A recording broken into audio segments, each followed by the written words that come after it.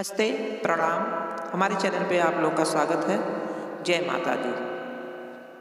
हमारी असानी मैया बड़ी सुनरी, हाँ जी हमारी असानी मैया बड़ी सुनरी। ओ तो डोला चढ़ी आवनी हमारी नगरी, ओ तो डोला चढ़ी आवनी हमारी नगरी। जो मय जंतो मैया मोर घर आई है, जो मय जंतो मैया मोरे घर आई। चौक पुरव तो मैं सारी डगरी, हाँ जी चौक पुरव तो मैं सारी डगरी। तो डोला चढ़ी आवनी हमार नगरी, ओ तो डोला चढ़ी आवनी हमारी नगरी। हमारी असानी मैया बड़ी सुनरी, हाँ जी हमारी असानी मैया बड़ी सुनरी।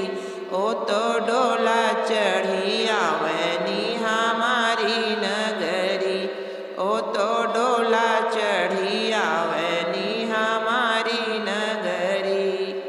जो मय जंतो मैया मोरे घर आई है, जो मय जंतो मैया मोरे घर आई है। फूलवा बिछव तो मैं सारी डगरी, हाँ जी फूलवा बिछव तो मैं सारी डगरी।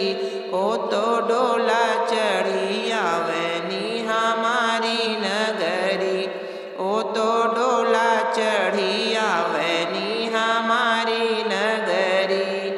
हमारी असानी मैया बड़ी सुनरी, हाँ जी हमारी असानी मैया बड़ी सुनरी।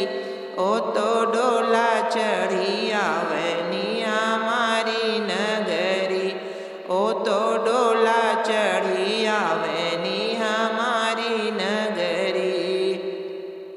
जो मय जंतो मैया मोर घर आई है, जो मय जंतो मैया मोरे घर आई है।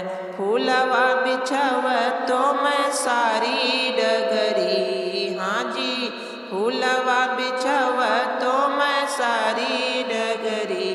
आओ तो डोला चढ़ी आवनी हमारी नगरी, ओ तो डोला चढ़ी आवनी हमारी नगरी। हमारी असानी मैया बड़ी सुनरी, हाँ जी हमारी असानी मैया बड़ी सुनरी। ओ तो डोला चढ़ी आवनी हमारी नगरी, ओ तो डोला चढ़ी आवनी हमारी नगरी।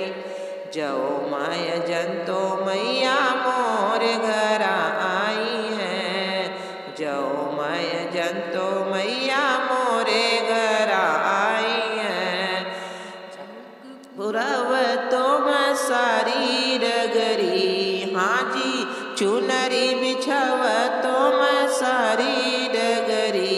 ओ तो डोला चढ़ी आवनी हमार नगरी, ओ तो डोला चढ़ी आवनी हमार नगरी। हमारी असानी मैया बड़ी सुनरी, हाँ जी हमारी असानी मैया बड़ी सुनरी। ओ तो डोला चढ़ी आवनी हमार नगरी, ओ तो डोला चढ़ी आवनी हमार नगरी। जो मय जंतो मैया मोरे घर आई है, जो मय जंतो मैया मोरे घर आई है। कलसा भरव तो मैं सारी डगरी, हाँ जी कलसा भरव तो मैं सारी डगरी। ओ तो डोला चढ़ी आवनी हमारी नगरी, तो डोला चढ़ी आवनी हमार नगरी। हमारी ओसानी मैया बड़ी सुनरी, हाँ जी हमारी ओसानी मैया